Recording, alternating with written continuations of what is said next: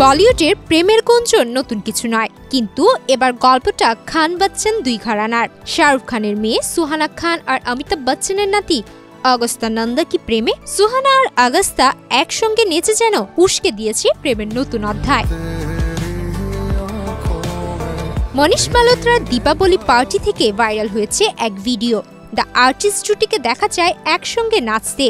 গানটা ছিল কাজরারে। ভিডিওতে ছিলেন অগস্তার মা শ্বেতা বচ্চনও। মুহূর্তেই নেট দুনিয়ায় শুরু হয় প্রেমের গুঞ্জন। এরপর বিক্রম ফাডনিসের ফ্যাশন শোতেও পাশাপাশি দেখা যায় এই জুটিকে। কালো পোশাকে দুজনে একসঙ্গে বসে শো উপভোগ করেন। এরপর থেকেই বলিউড মহলে জল্পনা আরও বেড়েছে।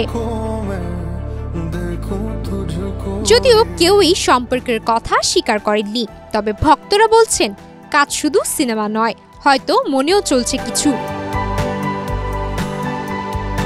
জোয়া আক্তার পরিচালিত দ্য আর্টিস্ট সিনেমার মাধ্যমে বলিউডে পা রাখেন সুহানা খান ও অগস্তা নন্দা। এ সিনেমায় শুটিং সেটে তাদের সম্পর্কের সূচনা।